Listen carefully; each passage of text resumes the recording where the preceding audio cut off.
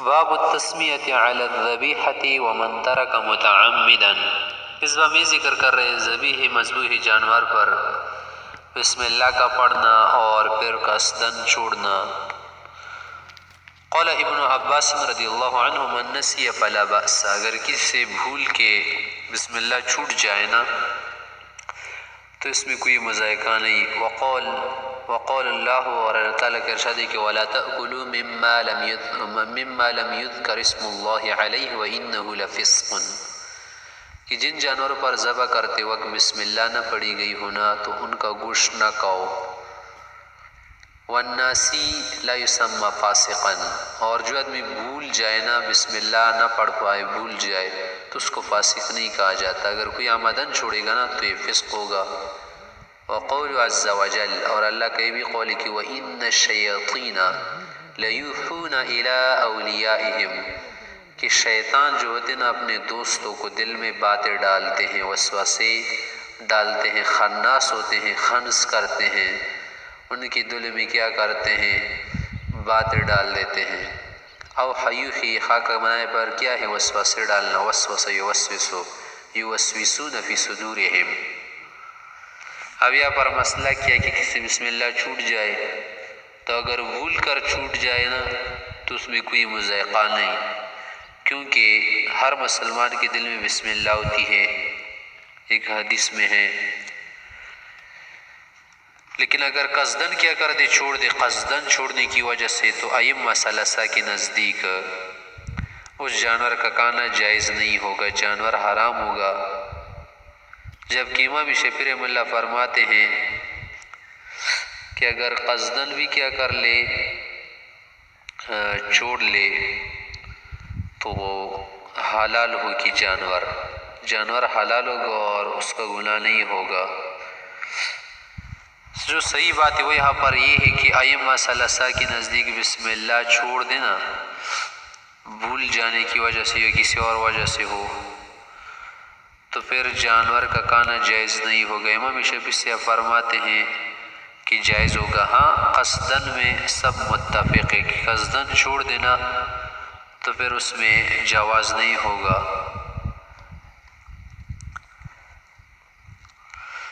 اب یہاں پر حدیث ذکر کر رہے ہوئے قال حدثنا موسى بن اسماعیل قال حدثنا ابو عوانہ عن سعید بن مسروق عن ابایا بن رفاعة بن رافع عن جد رافع بن خدیج قال كنا مع النبي صلى الله عليه وسلم بذو الحلیفہ فاصاب الناس جوع فاصبنا ابلا وغنما، تو ہم نے ایک بکری اونٹ ذبح کیا، وکان النبی صلی اللہ علیہ وسلم فی خریات الناس، اور پیغمبر علیہ السلام پیچھے آنے والے لوگوں میں تھے۔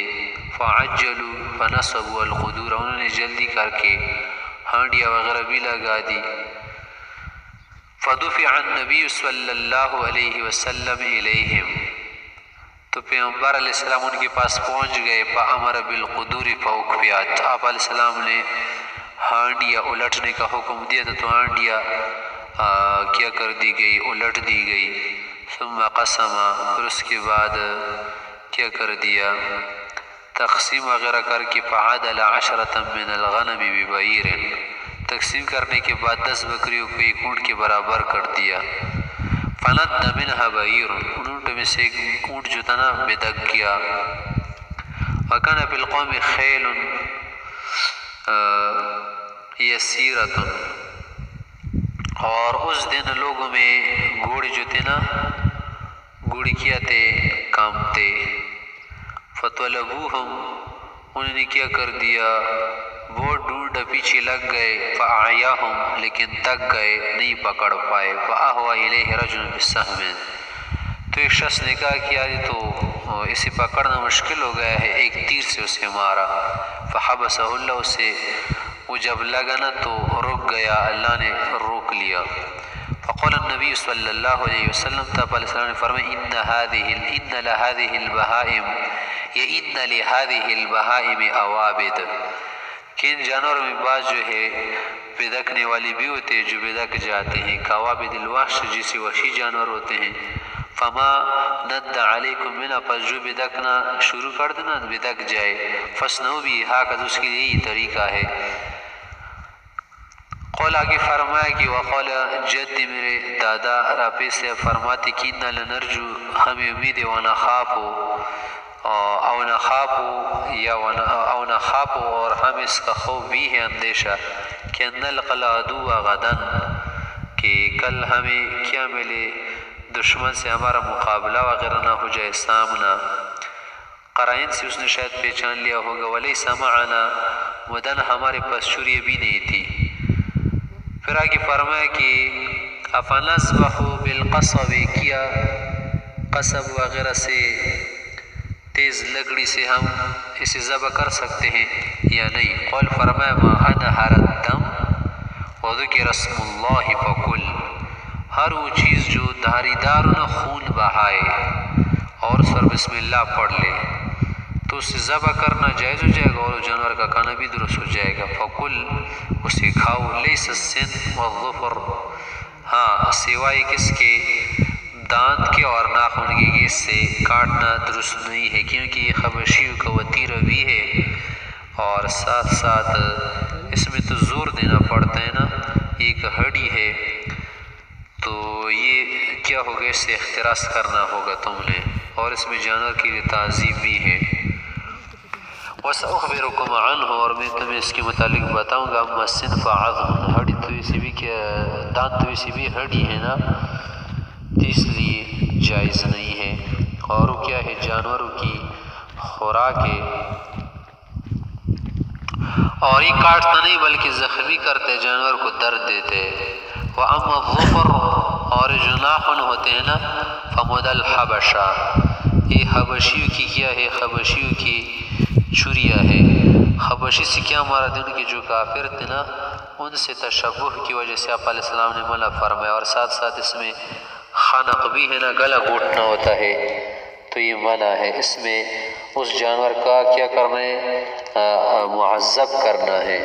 باب ما ذبح علی النصب والاسنام اس میں ذکر کر رہے کہ جو جانور بتوں کے نام یا کسی اور کے نام ذبح کیا جائے نا تو اس کا کھانا جائز نہیں ہے. نصب سے مراد کیا ہے نصب انصاب ان پتھروں وغیرہ کو کہتے جو انہوں نے تراشے تھے مجسمے وغیرہ بت وغیرہ اور از اسنام بھی انہی بتوں کو کہتے ہیں. اسنام صنم کی جمع ہے. وبه قال حدثنا معل بن اسد قال حدثنا عبد العزيز بن المختار قال حدثنا موسى بن عقبة قال اخبرني سالم انه سمع عبد الله بن عمر سے اس نے سنا ہے يحدث عن رسول الله صلی اللہ علیہ وسلم انه لقي زید بن عمرو بن نفیل باسفل بلدہ کہ اس کی ملاقات کس سے ہو گئی تھی زید بن عمر بن نفیل سے بلدخ کا جو نیچے والا حصہ تھا نا وہاں پر اس سے ملاقات ہو گئی تھی. ایک جگہ ہے مکی کے قریب حجاز میں. وذلك قبل ان ينزل على رسول الله صلی اللہ علیہ وسلم الوحی یا علیہ الصلوۃ والسلام پر وحی آنے سے پہلے یہ ملاقات ہو گئی تھی. فقدم الیہ رسول اللہ صلی اللہ علیہ وسلم سفرہ فیہا لحم تو آپ علیہ السلام کے سامنے ایک دسترخوان لایا گیا اس میں گوشت بھی رکھا ہوا تھا مختلف قسم کی چیزیں تھیں اس میں گوشت بھی تھا. تو فابا ایاکل منہا تو آپ علیہ السلام نے اس سے نہیں کہا. ثم قال پھر کہا عذر کے لیے اور معذرت کرتی ہوئی کہ انی لا آکل مما تذبحون علی انصابکم کہ تم جو بتوں کے نام جانوروں کو ذبح کرتے ہو نا میں ان میں سے نہیں کھاتا. ولا ناکل الا مما ذکر اسم اللہ علیہ اور صرف ہم ان جانوروں کو کھاتے نا جن پر ذبح کے وقت بسم اللہ ذکر اللہ کا نام لیا گیا ہو ہم ان جانوروں کو کھاتے اور جانوروں کو نہیں کھاتے. تو آپ علیہ الصلوۃ والسلام نے کیا کر دیا معذرت کر دیا اور انکار بھی کر دیا. تو لہٰذا سے پتہ چل گیا نا کہ جن جانوروں پر بسم اللہ وغیرہ نہ پڑھی گئی ہونا ان کا کھانا جائز نہیں ہے. اور اسی طرح سے کسی جگہ اگر ایسا ایسی صورت پیش آ جائے نا تو وہاں پر آدمی کیا کر لے، معذرت کر لے، کہہ لے کہ ہمیں اپنے مذہب میں اس کی اجازت نہیں ہے۔ باب قول النبی صلی اللہ علیہ وسلم فلیذبح علی اسم اللہ، کہ جانور کو اللہ کے نام پر ذبح کر دے۔ وبہ قال حدثنا قتیبہ قال حدثنا ابو عوانہ عن الاسود بن قیس عن جندب بن سفیان البجلی قال ضحینا مع رسول اللہ صلی اللہ علیہ وسلم اضحاتا، یہ حضرت سے فرماتے ہیں کہ ہم نے آپ علیہ السلام کے ساتھ ایک مرتبہ قربانی کی، جانور ذبح کیا ذات یوم ایک دن۔ اضحات کسے کہتے؟ اضحات سے مراد کیا ہے؟ مفرد اضحا کی، جس سے ارطا کی مفرد ہے، تو ضحیہ بھی پڑھ سکتے، ضحیہ بھی پڑھ سکتے ہیں، اضحات بھی پڑھ سکتے ہیں۔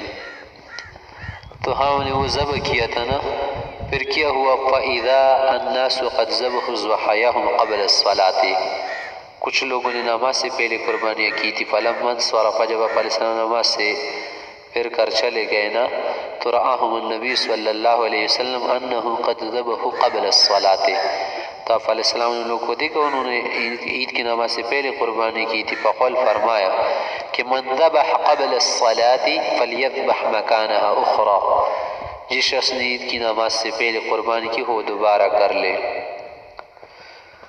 ومن کان لم یذبح، اور جس نے قربانی ابھی تک کی نہ ہو، حتی صلینا، اور اس نے نماز بھی پڑھی ہو، فلیذبح علی اسم اللہ، بس اللہ کے نام پر اب ذبح کر دے۔ اب ایسے مسئلہ یہ نا کہ دیہات والے جو لوگ ہوتے ہیں دور دور کے، وہ تو عید کی نماز کھلاتے بھی نہیں، اگر آنا بھی چاہے نا ویسے، تو ان لوگوں کے لیے صبح صادق کے بعد قربانی جائز ہے۔ لیکن مصر شہر میں جہاں عید کی نماز واجب ہوتی نا لوگوں پر، وہاں نماز سے پہلے ذبح نہیں کریں گے، پہلے نماز پڑھیں گے پھر قربانی۔